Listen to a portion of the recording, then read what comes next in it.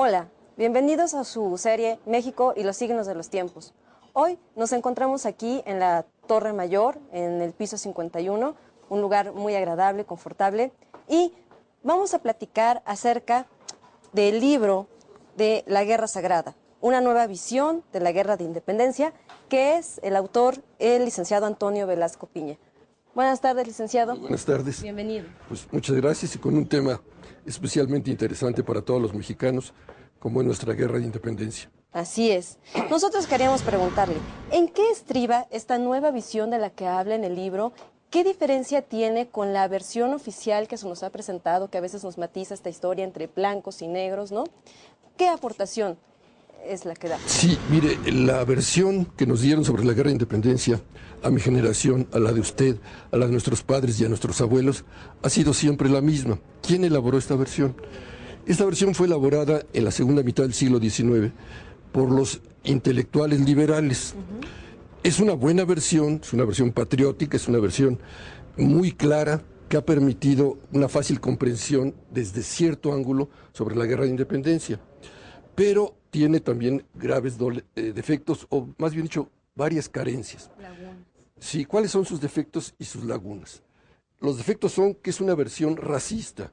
Nos han hecho creer que toda la participación indígena en la guerra de independencia fue haberlos utilizado exclusivamente como carne de cañón. Es decir, que fueron llevados a una guerra en la que ellos no sabían realmente por qué estaban participando en ella y que se dejaron matar sin tener objetivos claros por los cuales estaban luchando, lo cual es totalmente falso, pues quizás una de las participaciones más conscientes de los que intervinieron en la guerra de independencia fue la de los indígenas.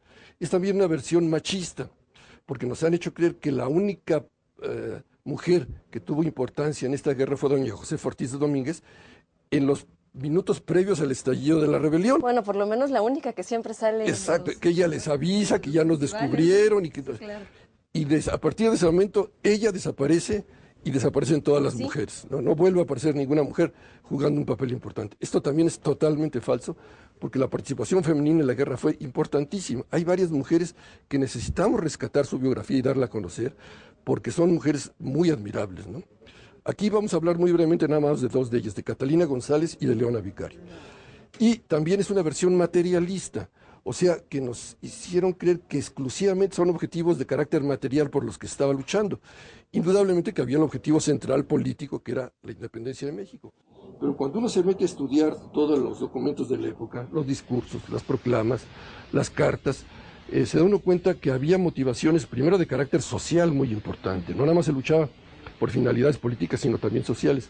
Y también se luchaba por finalidades de tipo espiritual, porque recordemos que una gran parte de los dirigentes de este movimiento eran sacerdotes. ¿Sí? Entonces su versión espiritual no la podían hacer a un lado en el momento de participar en la lucha.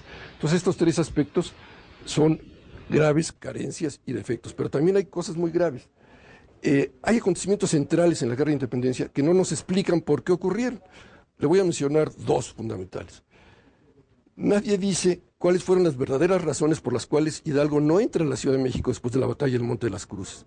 El ejército español había sido derrotado, no había fuerzas que pudieran impedir la entrada. Si los insurgentes hubieran tomado la capital en ese momento, hasta ahí hubiera llegado la guerra. Ahí en ese momento se hubiera conseguido la independencia. ¿Y la otra? Y él no entra, tiene que haber sido por una razón. Otra, indudablemente el genio militar más importante que ha tenido México es Morelos. No hay ninguna figura militar que se le pueda igualar.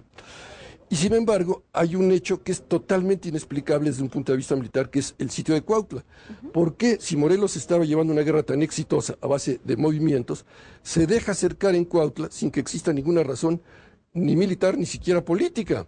Sabiendo que teniendo fuerzas inferiores a las que lo podían cercar, no tenía ninguna posibilidad de éxito con ese sitio. Entonces, ¿por qué actúa así? Tiene que haber alguna razón para eso.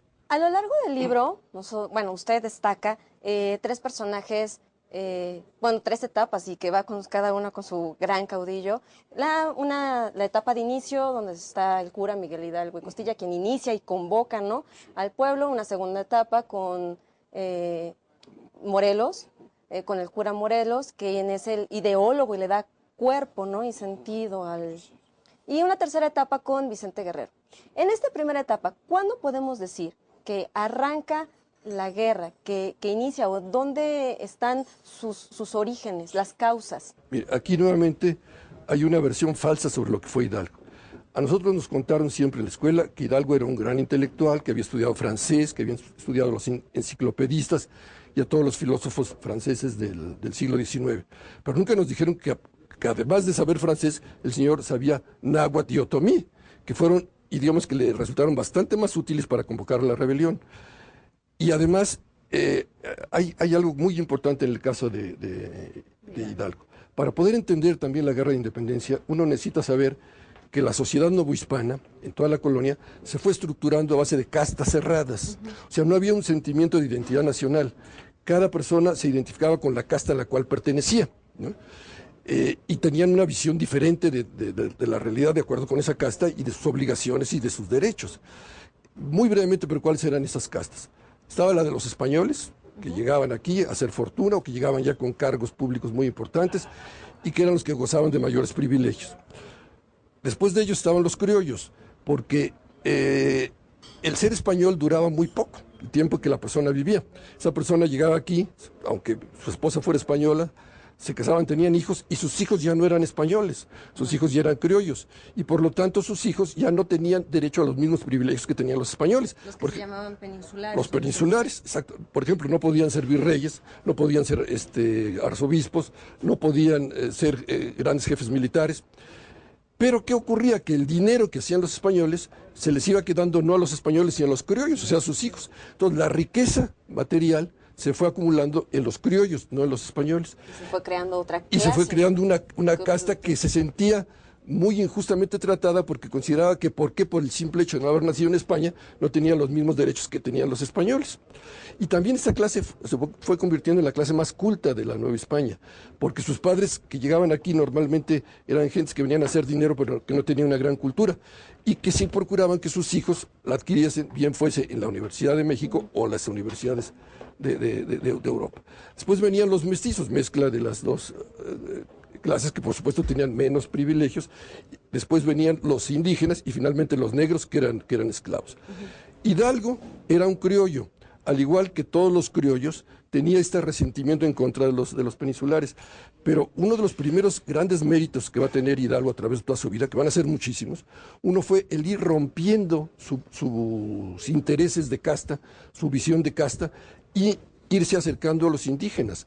Como le mencionaba, él hablaba náhuatl, él hablaba otomí, y él se fue ganando la confianza de los indígenas, y esto fue lo que le impidió ascender a grandes puestos eclesiásticos, porque lo veían como un personaje medio peligroso y medio rebelde, ¿no? Pero esta conexión que él tuvo con los indígenas es lo que nos va a explicar por qué lo van a seguir.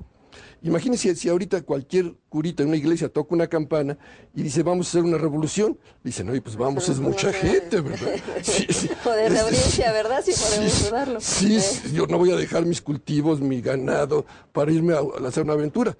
¿Por qué lo siguieron a él? Porque él desde mucho tiempo antes ya los había ido convenciendo de que tomasen parte en una guerra por la independencia, para lo cual ellos habían presentado sus objetivos y sus peticiones en esa guerra. Pero Hidalgo tenía entre sus objetivos entonces buscar la independencia desde el principio, no hubo un cambio en sí, aunque va habiendo un proceso, un cambio a través de él, ¿no? Es decir, él nace y se forma como criollo, va rompiendo esa visión con su contacto con los indígenas. Después, cuando recibe por parte de una mujer importantísima, que es Catalina González, una campana que habían elaborado los alquimistas con la idea precisamente de lograr un despertar nacional, él va a convencer al grupo de criollos que participaban en la conspiración de no esperar, como estaban ellos deseando, a que fuese el virrey el que iniciase la rebelión, porque recuerde usted que todo este inicio de la guerra de independencia, el detonador va a ser que España es invadida por los franceses, sí, que los reyes españoles, es decir, Carlos IV y su hijo Fernando VII, renuncian a sus derechos y se los ceden a Napoleón, y que Napoleón nombra como rey de España a su hermano, que esto va a propiciar la rebelión del pueblo español en contra de Pepe Botella, exactamente. Sí. Entonces, difícilmente nos podemos imaginar el impacto que debe haber producido en la Nueva España cuando le llegaron la noticia de que ya el rey de España no era el rey de España, sino era un pelele que había nombrado Napoleón. Entonces, claro, se empezaron a plantear la pregunta, bueno, ¿qué hacemos? ¿Obedecemos a ese rey o nos esperamos? Todos los criollos tratan de aprovechar esa situación, convencen al virrey Turrigaray de que rechace la propuesta que viene de Napoleón, declare la independencia de la Nueva España y él se nombre gobernante de la Nueva España mientras se restablece la paz en España y el monarca español nombra un virrey. Todos los criollos lo estaban apoyando y el grupo de conspiradores en el que participaba Hidalgo estaba también con esta idea de que iba a ser el propio virrey el que declarase la independencia. Pero los peninsulares y a los españoles se dan cuenta de esto, dan un golpe de estado, destituyen al virrey y nombran a otro que dice, mientras no se aclaren las cosas en España, no nos vamos a independizar de España, ni muchísimo menos, ¿no? Entonces, digo, esto es lo que hace que Hidalgo cambie ya y diga, bueno, entonces nos olvidamos nada más de que esto es una lucha por los criollos, porque los criollos lo único que querían era que continuase el sistema de castas y simplemente ellos tener los mismos derechos, ¿no? Aumentarlos, exacto, ¿no? Y tener los mismos derechos de los españoles, pero nunca se les ocurrió que tuvieran ellos los mismos derechos que tenían los indígenas o los mestizos. Entonces Hidalgo rompe esa visión y dice, no, esta guerra de independencia va a ser para lograr la igualdad de todos los mexicanos. Y hay un decreto muy importante que es cuando él, estando en Guadalajara, promulga un decreto aboliendo la esclavitud y diciendo todos los habitantes de la Nueva España vamos a tener los mismos derechos. Sí, Hidalgo es el primero que abroga la esclavitud, ¿no? Y también fue llamado por su tropa, se le dio el nombre de el Generalísimo de América.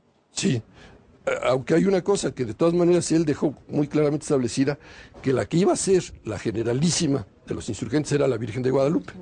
Porque él, en un momento de una intuición que tiene, enarbola el estandarte de la Virgen de Guadalupe y dice, este va a ser nuestro estandarte, porque la devoción a la Virgen de Guadalupe era el sentimiento más cercano a una identidad nacional. Es decir, porque lo mismo los criollos, que los mestizos, que los indígenas, que los negros, tenían devoción hacia la Virgen de Guadalupe y eso los unificaba. Es decir, cada uno estaba en su propia casta y se sentía separado de las otras, pero había un lazo de unión que era la devoción guadalupana. Entonces, cuando él enarbola a la Virgen de Guadalupe, produce un sentimiento de unidad en su tropa y todos empiezan a portar estampas de la Virgen de Guadalupe para identificarse. El ejército de Hidalgo no tenía uniformes, era el pueblo que se había levantado en armas. Cuando se levantan en armas, ellos habían previsto antes levantarse un 29 de septiembre, me parece, ¿no? Sí. ¿Por qué se adelanta Bueno, es importante porque precisamente si el grupo, el 99.99 del ejército de Hidalgo eran indígenas, entonces ellos tuvieron que contar con la aprobación de los consejos de ancianos indígenas para participar en esta rebelión. Para los indígenas prehispánicos, las guerras eran un evento cósmico que debe estar tomando siempre en cuenta los aspectos cósmicos. Entonces ellos, el Consejo de Ancianos Indígenas, fija como fecha de la rebelión el 29 de septiembre. ¿Por qué el 29 de septiembre?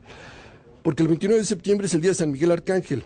Y San Miguel Arcángel, dentro de la tradición cristiana, que en gran parte ya había sido adoptado por los indígenas, es el arquetipo del guerrero sagrado, es el ejemplo del guerrero sagrado. Entonces, si esto iba a tratar de ser una guerra sagrada, había que iniciarla justamente en la fecha conmemorativa del máximo guerrero, que es San Miguel Arcángel. Entonces, ellos habían fijado esa fecha para el inicio de la rebelión. ¿Qué es lo que sucede? ¿Por qué se adelanta? La historia siempre tiene aspectos un tanto humorísticos y este es uno de ellos.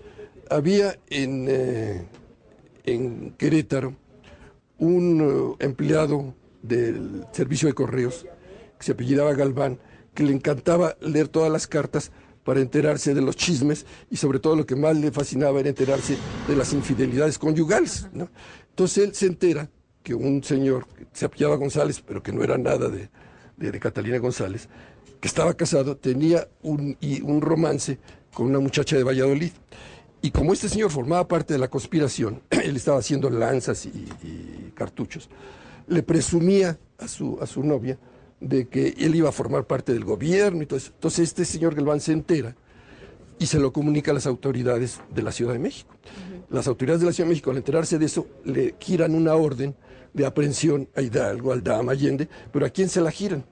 Al corregidor corregidor Domínguez, que estaba en la conspiración. Él era la autoridad. Él era la autoridad, entonces le dicen, oye, aprende a estas personas que están haciendo una conspiración. El señor Domínguez no ha de haber sido una gente con unos principios muy sólidos, porque cuando recibe la orden y se da cuenta que ha sido descubierta, inmediatamente se alinea y dice, voy ahorita mismo a aprender a este señor González ahí en Querétaro, y gira la orden de aprehensión a Dolores para que aprendan a Hidalgo. Entonces, su esposa, que seguramente era una gente de convicciones muy firmes, se enfurece, dice, no, hay que avisarles a nuestros amigos, entonces la manda a encerrar, y es cuando ella, a través del ojo de la cerradura, le avisa a través de unos sirvientes que corran a informarle a Hidalgo. Los famosos taconazos. Da de taconazos para que un señor Pérez que estaba abajo se entere que también formaba parte de la conspiración, porque la casa de ellos era al mismo tiempo la casa de gobierno de Querétaro. Entonces el señor sube, ella le informa, y él sale corriendo a San Miguel Allende, a avisarle a Allende, pero Allende no estaba, pero estaba el Dama, y el Dama va a Dolores, que era donde estaba Hidalgo y Allende, para decirles que ha sido descubierta la conspiración. Entonces Allende le manda a llamar a Catalina González, que formaba parte del Consejo Indígena, le dice, oiga, ya hemos sido descubiertos, y le dice ella, sí, pero no podemos empezar la rebelión, porque los guardianes de los consejos de indígenas fijaron que hasta el 29 de septiembre. Entonces él le dice, bueno, esto es como los partos, a veces se tienen que adelantar, y entonces adelante. Y entonces cuando ya toca la campana, como la toca a una hora a destiempo, y en aquella época, cuando una campana se tocaba fuera de tiempo, era porque estaba ocurriendo algún acontecimiento al que tenía que acudir el pueblo porque podía ser una inundación, un asalto, etcétera. Entonces el pueblo acude y él les informa. Pero la reacción que tiene tan inmediata de apoyo es porque ya él llevaba meses preparando esa rebelión. Me explico, por eso cuando ya lo escuchan, ya muchos de los que van a oírlo ya sabían que iba a haber una rebelión, claro, y estaban esperando que fuera hasta el 29 de septiembre, pero eso es lo que le permite el formar un ejército de muchos miles de personas en unos cuantos días, ¿no? Sí, claro. El cura Miguel Hidalgo era una persona evidentemente con un carisma, ¿verdad?, que puede agrupar a las personas en favor del movimiento. Después de que da el grito en Dolores, ¿cuál es el siguiente paso? ¿A dónde se dirige el movimiento? El primer problema que se les presenta va a ser el de la comida, porque ahora que se les reúnen todos esos miles de gente, dicen, señora, ¿cómo les damos de comer? Entonces dicen, hay que ir a Guanajuato, porque en Guanajuato era donde se almacenaban las cosechas de toda la región en la lóndiga de Granaditas, es decir, ahí se llevaban todos los granos y ya luego se empezaban a distribuir. Entonces, por eso se dirigen ellos a Guanajuato, para encontrar comida con la cual abastecer a su ejército. Ajá. Una vez que tienen los alimentos y todas sus cosas de logística, ¿deciden emprender la lucha o...? Bueno, deciden ir a tomar la Ciudad de México. Es decir, después de Guanajuato, hay, claro, una serie de preparativos como fundir las campanas, hacer cañones. Allende trata de dar un poco de instrucción militar a las personas que lo están siguiendo. Previo a eso, previo a decidir, bueno, se dirige a la Ciudad de México, van y toman la lóndiga de Granaditas, ¿no? Ahí pasa algo importante. Bueno, en la lóndiga de Granaditas, que es la primera batalla de la guerra insurgente, que ganan los insurgentes gracias a un acto de valor de un minero, el Pipile, que se pone una losa en la espalda para poder quemar la puerta, porque ellos casi no llevaban artillería y llevaban muy pocos fusiles. La lóndiga de Granaditas se toma básicamente a base de pedradas. Es decir, y el incendio de la puerta y que logran entrar, se apoderan de toda la comida que había ahí, y entonces cuando empiezan a prepararse para ir a tomar la Ciudad de México. Hay también un momento, porque Hidalgo hace algún recorrido por toda la región, que es cuando llega a Morelos a ofrecer servicios. Hidalgo, con esa capacidad que tenía de conocimiento de la naturaleza humana, se da cuenta que Morelos va a ser un gran líder. Ellos ya se conocían, porque Morelos había sido discípulo de Hidalgo, y entonces le dice, no se una usted a nosotros. Es casi seguro que los que iniciamos este movimiento vayamos a perder la vida, porque es muy difícil que logremos triunfar en una primera etapa. Si nosotros perecemos, a usted le toca seguir con la lucha. Entonces vaya usted al sur y trate de reunir fuerzas para continuar la guerra. Una vez que están en la lóndiga de Granaditas, se dice que llegan las personas adineradas, guardan ahí sus joyas y llegan a buscar refugio. Entonces, pues parece que lo toman, ¿no? Los insurgentes llegan y toman estas cosas, y entonces se empieza a sentir un sentimiento de terror, ¿no? Por, obviamente, como todos los movimientos, ¿no? Se corre sangre, hay saqueos, ¿no? ¿Qué es lo que hace Hidalgo y los insurgentes para poder controlar esto? Bueno, llega el 29 de septiembre y con él llega un grupo de guerreros, llamémosles sagrados indígenas, o sea, gente entrenada para combatir con una visión espiritual, gente entrenada para no cometer desmanes. Entonces ellos son los que logran restablecer el orden dentro del ejército insurgente. La toma de Granaditas es el único momento en que hay saqueos y desorden. A partir de ese momento, cuando llegan este grupo de guerreros de varias partes de México y se incorporan al ejército insurgente, el orden se restablece. Sí, le pregunto esto porque si bien se dice que Hidalgo no se sabe a ciencia cierta por qué no toma la Ciudad de México, no conocemos, bueno, o no se saben las razones. Una de ellas podría ser que tenía miedo de que volvieran a suscitarse estos eventos que pasaron en la Alhóndiga. Es justamente la explicación de tipo racista que se le ha tratado de dar a este acontecimiento. Después de la toma de Granaditas y que el ejército insurgente avanza hacia la Ciudad de México, derrotan en el Monte de las Cruces totalmente al ejército realista y quedan abiertas las puertas para entrar. Si el ejército indígena, que era, vuelvo a mencionar, la totalidad del ejército de Hidalgo, su intención hubiera sido el saqueo, ¿usted cree que si Hidalgo se lo hubiera dicho, no, ahora nos vamos a regresar, le hubieran hecho caso? No le hubieran hecho el menor caso, claro, hubieran llegado y hubieran saqueado la Ciudad de México. Se hubieran preocupado por sus propios intereses. Hubieran llegado a saquear la Ciudad de México. ¿Por qué no lo hicieron? Porque ellos estaban obedeciendo también las órdenes de sus tradicionales, de los consejos de indígenas y de los guardianes de tradición. Pero ¿por qué no lo hizo Hidalgo? ¿Por qué no tomó la Ciudad de México? Porque él sabía perfectamente que si tomaba la Ciudad de México, ¿qué iba a ocurrir? Que los que iban a tomar el control del gobierno iban a ser los criollos. Los criollos, cuando ven acercarse el ejército de Hidalgo, inmediatamente le mandan a avisar, oye, tomen la ciudad porque aquí ya nadie la va a defender. Entonces lleguen lo más pronto que puedan, no lleguen con todos los indígenas, lleguen con un pequeño grupito, y en cuanto tomen la ciudad nos vamos a apoderar del tesoro del virreinato, y con ese vamos a convencer, si hay todavía algunos militares que vienen de San Luis Potosí, a poner resistencia, y vamos a formar un consejo de gobierno. ¿Y qué vamos a hacer? Vamos a pedirle al rey Fernando VII que venga a gobernarnos, o bien que designe a un noble que venga a gobernar a México. Esa era la visión que tenían los criollos. Entonces, ¿qué dice Hidalgo? Si tomamos ahorita la ciudad, nosotros no vamos a controlar el consejo que se va a formar. Este consejo lo va a controlar el grupo de criollos ricos que están en la Ciudad de México, y ellos van a imponer su criterio. ¿Y su criterio cuál es? Pues que venga Fernando VII a gobernarnos. Y que, claro, le van a decir al señor Fernando VII, oye, ven a gobernarnos, pero por supuesto, y ahora vamos a ser iguales que los españoles, nosotros los criollos. Era lo único que estaban ellos pidiendo y por lo que estaban luchando. Entonces, si Hidalgo hubiera tomado la Ciudad de México en ese momento, se hubiera logrado la independencia, pero ¿la independencia de quién? La independencia del grupo criollo que controlaba la riqueza en la Nueva España. No hubiera sido una independencia para todos los mexicanos, hubiera sido nada más ganarle a los criollos los mismos privilegios que a los españoles. Entonces él dice, no, esta guerra tiene que ser una guerra de independencia para todos. Entonces aquí, cuando les preguntan a los consejos de ancianos indígenas, ¿y ahora cómo se va a lograr eso? Y se dice, pues lo que se tiene que lograr es una elevación de conciencia. ¿A través de qué? A través del mismo instrumento que permitió la formación de México cuando los aztecas fundaron Tenochtitlan, a través de una peregrinación. Vamos, que la peregrinación que ellos hicieron de norte a sur, ahora hay que hacerla de sur a norte. Entonces hay que irse a peregrinar al norte. Entonces eso también explica algo que desde otro punto de vista no tiene razón alguna. ¿Por qué se van al norte caminando? Pues ¿qué iban a hacer allá? Todo estaba aquí en el centro. Licenciado, desafortunadamente se nos ha agotado el tiempo. Le agradecemos muchísimo esta plática que tuvo con nosotros, y también a ustedes desde su casa les agradecemos que nos hayan seguido y los invitamos a que sigan con nosotros en su serie México y los signos de los tiempos. Muchas gracias.